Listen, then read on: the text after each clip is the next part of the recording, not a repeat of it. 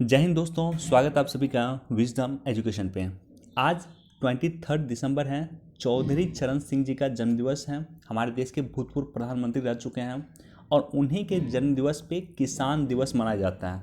तो याद रख लेना, वन डे एग्जाम वगैरह में पूछ सकता है आपको 23 दिसंबर को क्या मनाया जाता है, तो किसान दिवस मनाया जाता है। देखो, दैनिक जागरण के राष्ट्रीय संस्करण का कंप्लीट न्यूज़ एनालिसिस मैं नहीं कर पाऊंगा, लेकिन क्या इंपॉर्टेंट न्यूज़ है वो मैं आपको ज़रूर बता दूंगा, राइट। तो उसको उस रूप में आप पढ़ लेना। और मैं आप सभी से रिक्वेस्ट करता हूँ कि जितने लोग हमारा वीडियो देख रहे हैं, जिस न्यूज़ पे मैं डिस्कस करता हूँ उसको खुद से पढ़ें, उस पर खुद से पढ़ें, उसका डाटा एटलीस्ट नोट कर लें। जो डाटा नोट करने वाला होगा उसको ज़रूर नोट करें। तो इस तरह से पेपर पढ़ने का एक आदत होता है, एक हैबिट होता है जो आपको डेवलप करना चाहिए। देखो, ये न्यूज़ इम्पॉर्टेंट नहीं है, लेकिन इसको इम्पॉर्टेंट इस रूप में आप समझ सकते हैं कि जम्मू कश्मीर में पहली बार स्थानीय निकाय का चुनाव हुआ है। पाकिस्तान से आए हुए लोग जो जम्मू कश्मीर में बसे थे, इसी तरह से पंजाब के एरिया के जो लोग थे जो जम्मू कश्मीर में जाके बसे थे, तो उनको नागरिकता पहली बार दिया गया। वो लोग पहली बार अपने वोटिंग राइट का प्रयोग कर पाए हैं इस स्थानीय निकाय के चुनाव में। तो अगर आपको आर्टिकल 370 के बारे में जब लिखना होगा, उसका कुछ पॉजिटिव पॉइंट कि आर्टिकल 370 को रिमूव करने के बाद क्या क्या सकारात्मक बदलाव हुए हैं, तो आप कह सकते हैं उसमें एक दो बदलाव कि जम्मू कश्मीर में पहली बार स्थानीय निकाय का चुनाव हुआ है और कई ऐसे लोग थे, कई ऐसे समुदाय थे जिसको पहली बार वोटिंग राइट का जो प्रयोग किए हैं जम्मू कश्मीर के, वो नागरिक बने हैं। ऑलरेडी हमने कई बार डिस्कस किया है, लेकिन आपको जानकारी होना चाहिए। एक बार इस न्यूज़ को पढ़ सकते हैं। प्राइम मिनिस्टर मोदी ने अलीगढ़ मुस्लिम यूनिवर्सिटी को जो है कि शताब्दी समारोह को संबोधित किया है।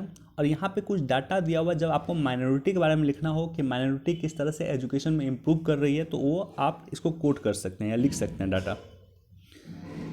अब देखो, रियल एस्टेट के बारे में भी कई बार हमने डिस्कस किया है, इसको एक बार पढ़ लें। और खास करके रेरा के बारे में आपको जानकारी होना चाहिए।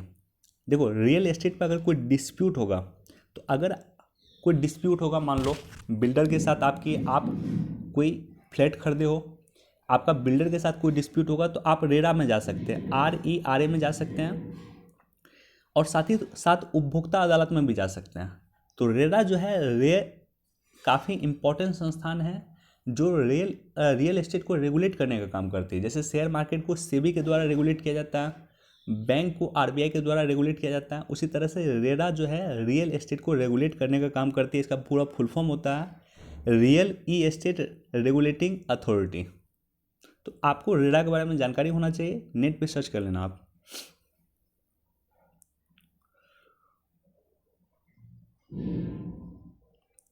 देखो, दिल्ली की एयर क्वालिटी इंडेक्स लगातार खराब हो रही है। हमने एयर क्वालिटी इंडेक्स के 8 कंपोनेंट के बारे में कई बार डिस्कस किया है। एयर क्वालिटी इंडेक्स, तो इस न्यूज़ को एक बार पढ़ सकते हैं।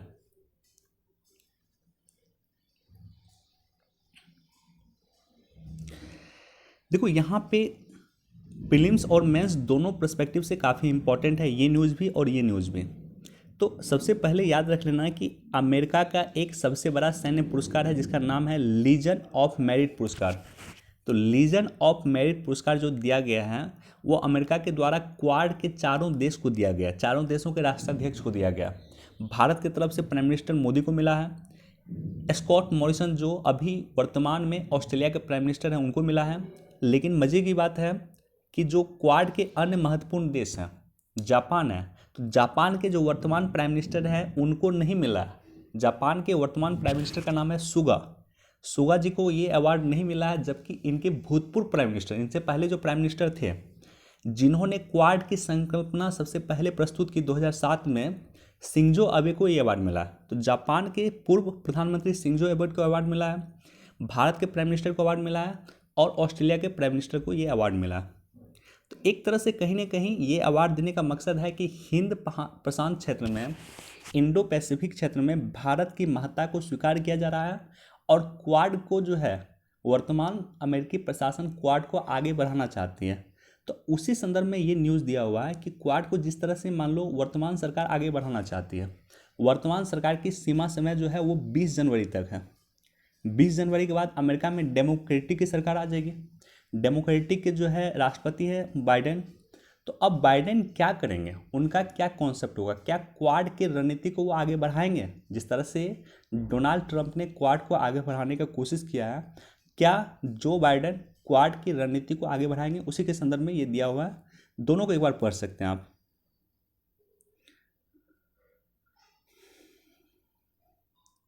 इसको भी एक बार देख सकते हैं।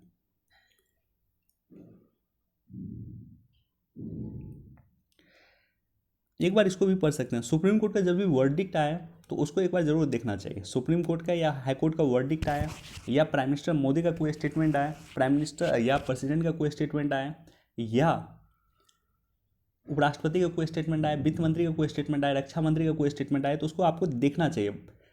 यद्यपि वो पॉलिटिकल ना हो, अगर प्राइम मिनिस्टर मोदी मान लो कभी भाजपा की किसी रैली को संबोधित करते हैं तब वो आपके लिए इंपॉर्टेंट नहीं है, अदरवाइज काफ़ी इंपॉर्टेंट है।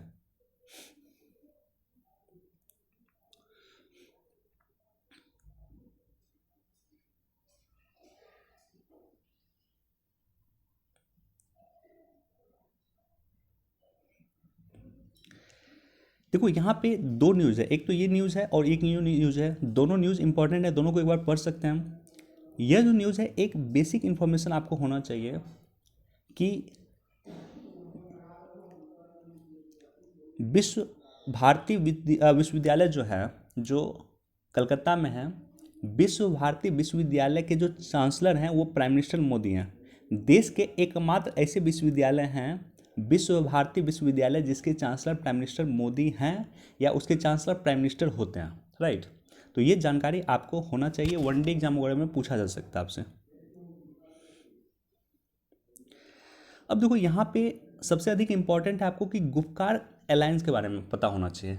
गुपकार अलायंस क्या है? तो गुपकार अलायंस जो है, जम्मू कश्मीर के जो पुरानी एक राजनीतिक पार्टी थी पीडीपी वगैरह, इन्होंने मिलकर एक अलायंस बनाया था जिसका मकसद है कि आर्टिकल 370 को फिर से प्रतिस्थापित करना, यानी फिर से लाना, राइट।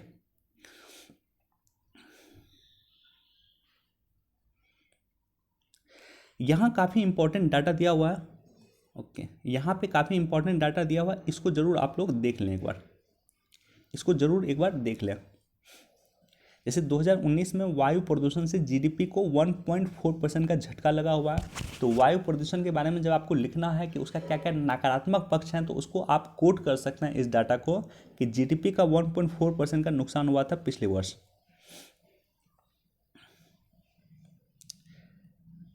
देखो, ग्राउंड वाटर के लिए सरकार लगातार काम कर रही है, राइट।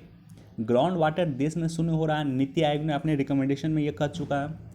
तो इसको एक बार इस रूप में आप देख सकते हैं कि राजस्थान समेत देश के पश्चिमोत्तर क्षेत्र में भूजल की मैपिंग करवाएगी सरकार। सरकार अटल भूजल परियोजना लाई थी ग्राउंड वाटर को इनरिच करने के लिए, राइट।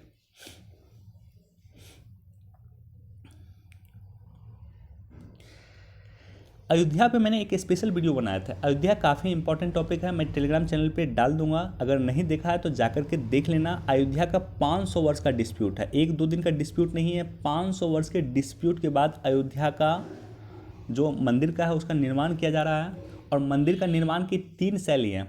पहला शैली है नागर शैली, दूसरा है बसेर शैली और तीसरा है द्रविड़ शैली। तो उत्तर भारत की जो मंदिर है वो नॉर्मली नागर शैली में निर्मित होती है, और ये जो मंदिर बन रहा है ये मंदिर भी नागर शैली में बन रहा है। इसकी जानकारी आपको होना चाहिए। इतिहास का पार्ट है, ये हिस्ट्री का पार्ट है, आपको जानकारी होना चाहिए। देखो, ये न्यूज़ काफ़ी इंपॉर्टेंट है, इसको खुद से पढ़ना आप। बस बेसिक इन्फॉर्मेशन मैं आपको दे देता हूँ कि पाकिस्तान के जो विदेश मंत्री हैं शाह महमूद कुरैशी, वो गए दुबई, और दुबई में उन्होंने स्टेटमेंट दिया कि भारत पुनः सर्जिकल स्ट्राइक करने वाला है, राइट। भारत पुनः सर्जिकल स्ट्राइक करने वाला, ये दुबई में उन्होंने स्टेटमेंट दिया, और उसके बाद ये चर्चा फिर से बना हुआ। तो इसको देख सकते हैं, इसको पढ़ सकते हैं, खुद से पढ़ना आप लोग, राइट। काफ़ी इंपॉर्टेंट टॉपिक है, लेकिन पढ़ना जरूर, काफ़ी इंटरेस्टिंग है। पाकिस्तान का वैसे भी टॉपिक मुझे काफ़ी इंटरेस्टिंग लगता है, मैं काफ़ी पढ़ता हूँ पाकिस्तान के बारे में। आपको भी पाकिस्तान के बारे में बेसिक जानकारी ज़रूर होना चाहिए। और कोई भी एडिटोरियल अगर आप पढ़ते हो तो एडिटोरियल का मूल मकसद होता है कि कुछ पॉजिटिव पॉइंट और कुछ निगेटिव पॉइंट एडिटोरियल से आप निकाल लो, राइट। जैसे मान लो पाकिस्तान के, भारत और पाकिस्तान संबंध के बारे में आपको लिखना होगा, तो 4 से 5 पॉजिटिव पॉइंट और 4 से 5 निगेटिव पॉइंट इस एडिटोरियल से आप निकाल करके अपने कॉपी में लिख लो। ये मूल मकसद होता है, और अच्छे से पॉइंट है यहाँ मिल जाएंगे आपको। देखो, ये जो है केसी त्यागी हैं, जदयू से जुड़े हुए हैं, हालांकि ये अच्छा एडिटोरियल लिखते हैं। चौधरी चरण सिंह जी की जो है नीति से निकलेगी राह, राइट। तो इनको एक बार जरूर पढ़ें। आज जो है किसान दिवस है, किसान दिवस चौधरी चरण सिंह जी के जन्म दिवस के अवसर पर मनाया जाता है। तो उसी के रिलेटेड, किसान से रिलेटेड काफ़ी डाटा को इन्होंने कोट किया है और काफ़ी डाटा आपके लिए इंपॉर्टेंट होगा जिसको आप नोट डाउन कर सकते हैं।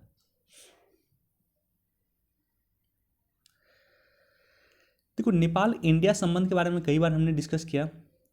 नेपाल में जो है एक आंदोलन चल रहा है कि फिर से वहाँ पे राजतंत्र को जो है प्रतिस्थापित किया जाए, राजतंत्र को फिर से स्थापित किया जाए, इसके लिए नेपाल में आंदोलन चल रहा है। तो उसी संदर्भ में दिया हुआ, इसको पढ़ सकते हैं और काफ़ी अच्छे अच्छे पॉइंट इसमें दिया हुआ। भारत नेपाल के बारे में आपको काफ़ी अच्छे अच्छे पॉइंट आपको मिल जाएंगे। पॉजिटिव पॉइंट भी इसमें काफ़ी अच्छा दिया हुआ, नेगेटिव पॉइंट भी इसमें काफ़ी अच्छा दिया हुआ। तो दोनों को आप अपने अनुसार जो है कॉपी में नोट कर सकते हैं। जैसे मान लो पॉजिटिव पॉइंट, निगेटिव पॉइंट में आप क्या करोगे। जैसे यहाँ पे देखो, भारत और नेपाल के बीच में जो विवाद का रीजन हुआ, तो सबसे बड़ा विवाद का रीजन है 395 वर्ग किलोमीटर का दायरा, जो लिपू लेक, लिम्पियाथुरा और काला पानी को नेपाल ने अपने में क्षेत्र में घोषित किया। एक नेपाल ने नक्शा जारी किया जिसमें बोला कि वो काला पानी, लिम्पियाथुरा और लिपू लेक उनके क्षेत्र में है, और भारत का कहना है कि ये तीनों उनके क्षेत्र में है। तो ये डिस्प्यूट का मेन रीजन है, तो इसको कह सकते हैं नेगेटिव पॉइंट। लेकिन पॉजिटिव पॉइंट क्या कहोगे कि जैसे महाकाली नदी पे 560 5600 मेगावाट का परियोजना लग रहा है, पंचेश्वर बहुउद्देशीय परियोजना लग रहा है। इसी तरह से गैस पाइपलाइन का उद्घाटन प्राइम मिनिस्टर मोदी के द्वारा किया गया है। तो इस तरह से 4-5 पॉजिटिव पॉइंट, 4-5 निगेटिव पॉइंट आप निकाल लो इस एडिटोरियल से, उसको कॉपी में लिख लो, वो आपके लिए इंपॉर्टेंट रहेगा। एक बार इसको भी पढ़ सकते हैं।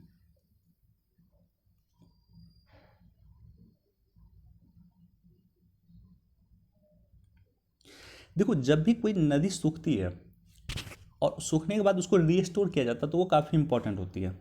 तो वन डे एग्जाम वगैरह में ये आपसे पूछा जा सकता है, तो इसको आप एक बार देख लेना, पढ़ लेना।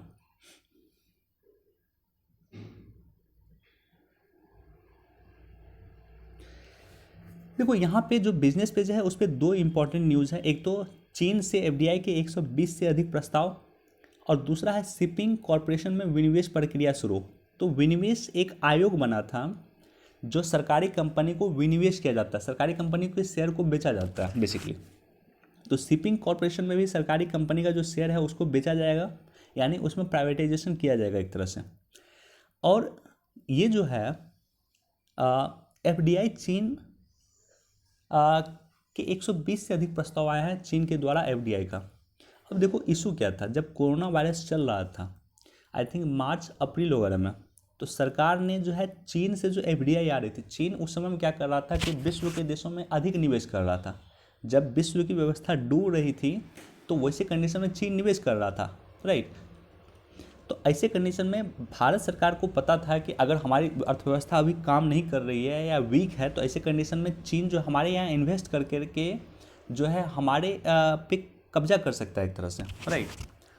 जब शेयर किसी भी कंपनी का, अगर मान लो आप शेयर परचेज करते हो, तो कहा जाता है कि शेयर का कीमत जब बहुत कम हो तब उसको परचेज करना चाहिए, राइट। तो शेयर का कीमत काफ़ी कम था।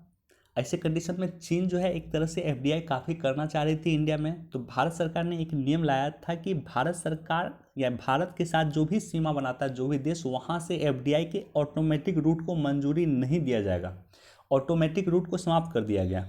तो भारत के साथ जो सीमा बनाता है, यानी ऑस्ट्रेलिया, ये पाकिस्तान हो गया, अफगानिस्तान हो गया, चीन हो गया, बांग्लादेश हो गया, भूटान हो गया, तो ये सारे के सारे देश जो सीमा बनाती हैं भारत के साथ टच करती है, यहाँ से ऑटोमेटिक रूट को बंद किया गया। और बेसिकली ये किया गया था सिर्फ और सिर्फ चाइना के लिए, क्योंकि पाकिस्तान से हमारे यहाँ कोई एफडीआई नहीं आती हैं। इसी तरह से कह सकते हो कि भूटान वगैरह से हमारे यहाँ कोई एफडीआई नहीं आती हैं। तो बेसिकली ये चीन के लिए किया गया, और वैसे कंडीशन में ऑटोमेटिक रूट को बंद किया गया। तो ये लोग जो है 120 से अधिक प्रस्ताव भेजे, गवर्नमेंट रूट चालू रही, ऑटोमेटिक रूट को बंद किया गया था। उसी के संदर्भ में ये न्यूज़ है।